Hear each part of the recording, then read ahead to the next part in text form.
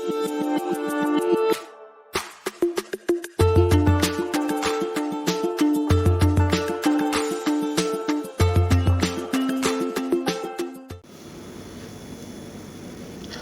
berjumpa kembali di channel Ayo Youtuber Pemula, AYP Channel. Terima kasih Anda sudah klik menonton video ini. Kami harapkan Anda menonton sampai habis untuk memahami arti sebuah konten atau video di dalam channel YouTube Anda. Ini adalah video tutorial dari series membangun channel dengan subtopik konten channel YouTube.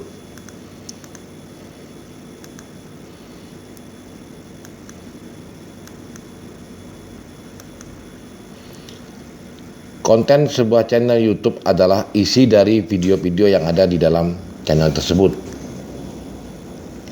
Pemilihan konten atau video, ya, saya kadang menggunakan kata ini bergantian, yang tepat akan memudahkan channel tersebut berkembang untuk jangka waktu yang tidak terbatas, artinya selama-lamanya, ya.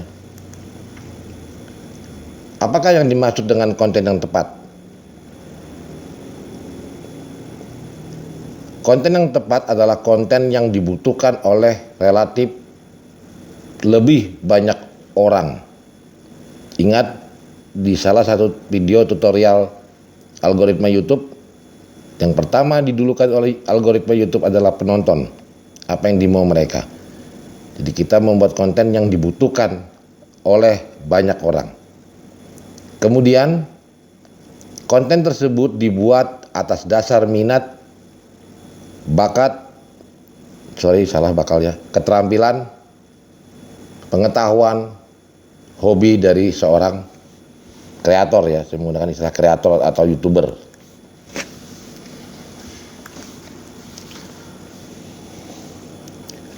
Konten yang tepat tadi ada dua definisi, di mana dibutuhkan oleh banyak orang dan didasari oleh minat, bakat, keterampilan, hobi dari kreator, ya.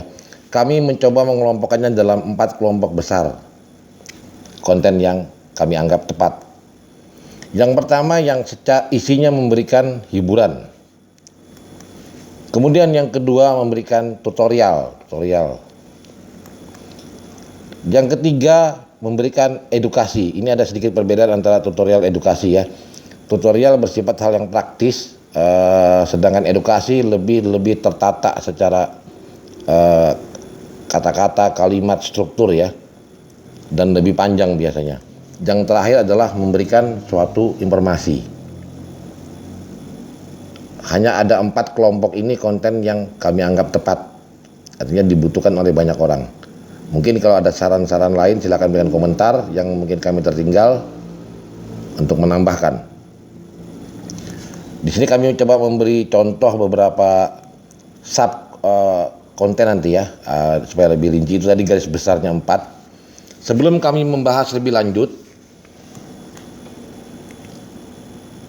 ada satu pertanyaan. Apakah konten video Anda yang ada sekarang termasuk minimal 1? Karena konten itu bisa berisi 2, ya, bisa berisi hiburan sekaligus informasi, ya, atau tutorial, itu bisa, atau salah satu dari 4 kelompok besar tadi. Ini pertanyaannya.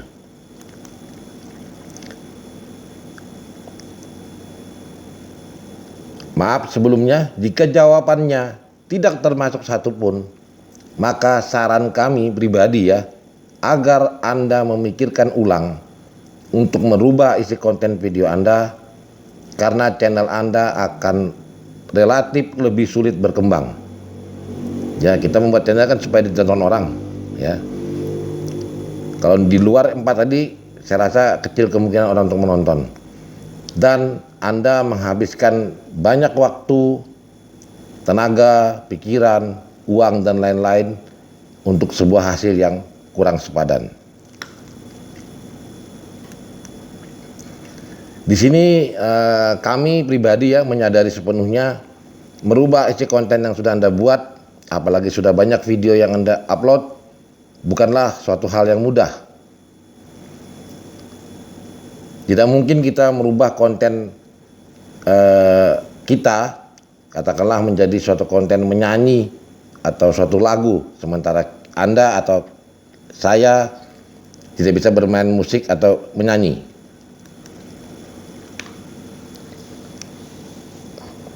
Tapi kami yakin bahwa setiap orang atau Anda pasti memiliki sesuatu hal bermanfaat yang dapat dibagikan kepada orang lain, meskipun hal itu kelihatannya sepele. Terkadang kita harus mengalahkan ego kita. Ingat ya, ini pernah saya juga bahas di deskripsi ya. Karena harus kita ingat, kalau Anda lihat lagi tutorial algoritma YouTube, penonton yang didulukan. Penontonlah yang kita utamakan. Baru video kita mengikuti apa yang dimulai penonton.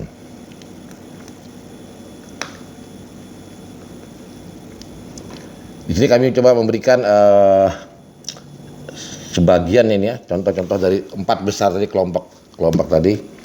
Biasanya channel ini yang paling banyak penggemarnya ya. Jadi yang memberikan hiburannya macam-macam. Dari cover lagu, musik lagu, instrumental, klip video, kemudian informasi tempat tujuan wisata ya. Ini juga ada video-video yang hanya gambar ya, yang bagus memang, ada suara, ada pergerakan, ada informasi tentang apa aja yang ada di dalam situ, biaya. Kemudian ceramah atau khotbah agama saya masukkan ke dalam hiburan rohani ya. Kemudian mancing mania, terus dunia lain ini yang di alam lain ya. Parodi, ini lawak-lawak, trending tentang artis. Ini yang banyak diminati biasanya. Kemudian yang kedua yang cukup banyak peminat adalah tutorial, dan ini sangat-sangat luas ya. Cakupannya sangat luas. Ini hanya beberapa contoh ya. Cara beternak ikan lele, kemudian info tentang YouTube atau YouTuber, cara renovasi rumah, interior, cara membonsai tanaman kelapa, kemudian tutorial servis motor, tutorial Excel, Word, KineMaster, cara makeup hijab, cara membuat taman, unboxing atau review alat-alat tukang, manfaat tanaman herbal, kemudian tutorial memasak, pertukangan, dan lain-lain ya. Ini banyak sekali. Ini Anda memberikan sesuatu ilmu kepada orang lain di poin nomor 2 ini. Kemudian yang contoh-contoh sekelompok yang ketiga tadi memberikan edukasi, yang keempat memberikan informasi ya. Jadi edukasi ini lebih bentuknya lebih terstruktur ya. Bukan yang tutorial kan sifatnya praktis dan singkat ya. Mungkin bahasa Inggris, tutorial atau edukasi, pembelajaran jarak jauh daring, ceramah webinar, makeup artis yang secara komplit ya, seminar online, itu yang namanya edukasi. Ini mungkin agak kurang kalau menurut saya, karena terlalu harus orang-orang yang ahli yang membuat ini ya, punya dasar keahlian. Yang keempat adalah informasi. Nah, ini yang terkadang viral, berita-berita viral terbaru, bencana alam, artis, informasi COVID. Ini cakupannya cukup luas ya, cukup luas, banyak. Yang keempat ini cuma sumber berita yang Anda harus mungkin harus punya cukup sumber berita dari mana dapatnya, karena kalau Anda mengupload atau video ulang suatu berita itu ada beberapa panduan yang dilarang di YouTube ya.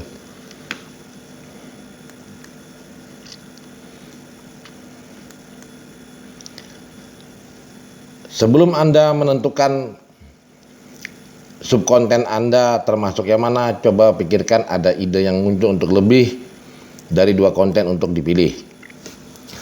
Setelah Anda memutuskan atau menetapkan suatu konten video atau subkonten video ya, Anda harus mengetahui beberapa hal penting. Yang pertama, secara sadar Anda sudah menetapkan viewer target Anda. Saya ulangi, secara sadar Anda sudah menetapkan viewer target Anda. Misal, Anda membuat konten cara memasak makanan atau soto. Target Anda ini pasti ibu-ibu, tidak mungkin anak-anak. Ya. Kemudian misalnya Anda membuat konten tentang YouTuber. Targetnya anak-anak yang orang-orang yang sedang belajar jadi YouTuber. Saya kasih contoh yang ketiga, misalnya Anda membuat konten tentang cara beternak ikan lele. Viewer Anda adalah orang-orang yang suka beternak ikan lele, ya. Tidak mungkin orang-orang, bapak-bapak, ibu-ibu yang tidak suka beternak ikan akan menonton video itu. Nah, apa maksud ilustrasi saya tadi? Begitu Anda menentukan konten, Anda sudah membatasi jumlah viewer Anda. Secara statistik, kita tidak tahu berapa angkanya, berapa persen angkanya, tetapi Anda bisa membayangkan atau melihat dari data-data di YouTube atau di dunia media sosial atau TV ya. Saya akan coba buka beberapa ilustrasi ya. Kira-kira kelompok orang yang suka mendengarkan musik itu kira-kira berapa banyak? Ya, kita tidak tahu berapa angkanya. Kemudian kelompok orang-orang yang suka mengkolektor benda seni, kira-kira banyak mana? Ini pasti banyak yang dengar musik. Nah, itu Anda bisa membayangkan. Banyaknya seberapa itu tidak bisa disebutkan dengan angka ya. Kelompok orang yang suka main game, hampir semua anak-anak main game. Kemudian kelompok orang yang suka beternak ikan, nah, ini pasti saya yakin lebih kecil dibanding yang suka dengarkan musik atau suka main game. Kemudian kelompok YouTuber pemula, nah, ini cukup besar. Kemudian kelompok orang yang suka bertukang atau hobi-hobi bertukang interior, ya. Dengan yang suka mendengarkan musik atau YouTuber kira-kira banyak mana? Ini Anda harus bisa memikirkan, membayangkan seberapa banyak. Kemudian kelompok orang yang suka fitness atau suka belajar bagaimana teknik membesarkan bicep, tricep, otot perut ya. Nah, jadi ilustrasi ini saya buat pada saat konten Anda dibuat, misalnya konten tentang cara beternak ikan lele atau beternak ikan air tawar. Anda secara sadar sudah menentukan kira-kira berapa banyak viewer Anda. Ya. Paham ya?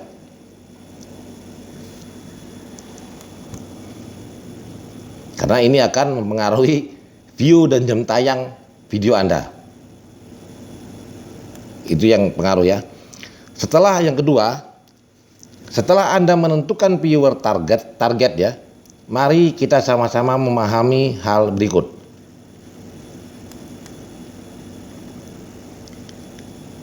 Yang A, semakin besar populasi viewer untuk topik Anda,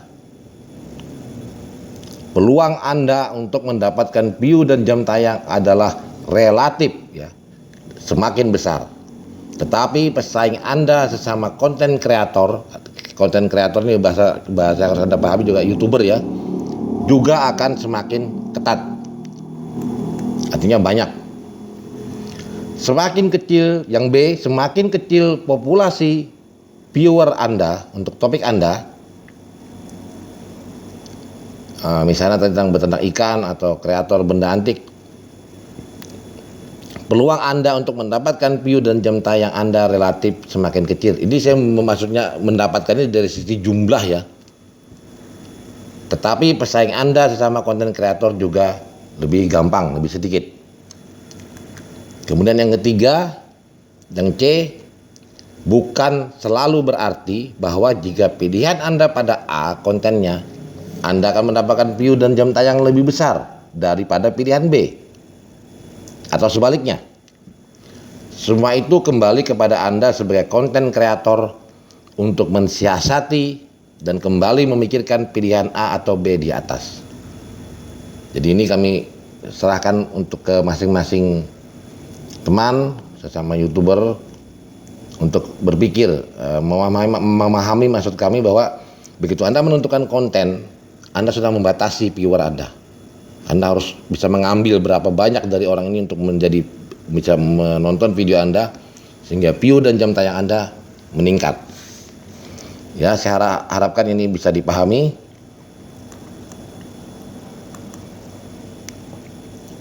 Kemudian hal yang ketiga, ya yang harus Anda perhatikan.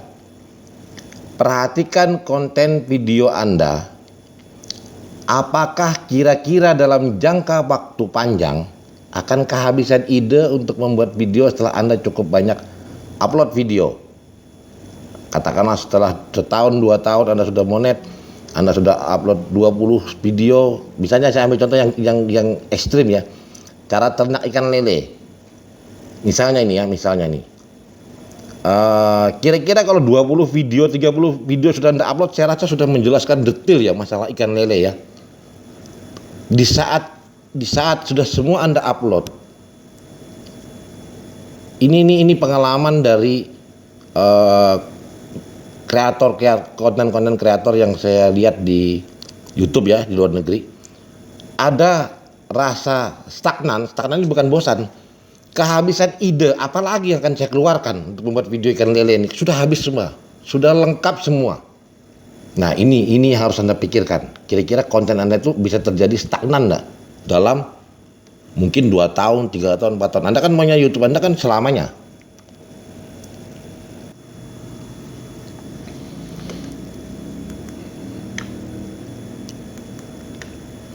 Kemudian yang keempat, ini saya menggunakan istilah baru ya, ada saya lihat di video luar negeri tentang YouTuber. Apakah konten yang Anda buat sekarang secara ide konsep ya bisa berkembang secara horizontal, artinya mendatar ya, dan atau jadi bisa dan sama-sama, atau vertikal ke atas maupun vertikal ke bawah, atau stagnan seperti nomor 3 tadi.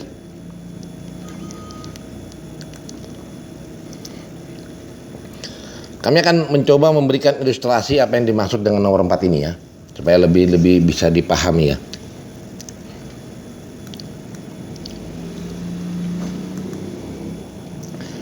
Saya mengambil contoh ekstrim supaya lebih gampang dipahami. Misalnya ada suatu tutorial video yang menjelaskan tentang ternak ikan lele, yang tadi pernah saya bahas sebelumnya. Katakan sudah upload sampai 20 video, 30 video, saya rasa sudah mencakup semua tentang ikan lele, tentang ternak ikan lele. Nah, pada saat itu Anda akan stagnan.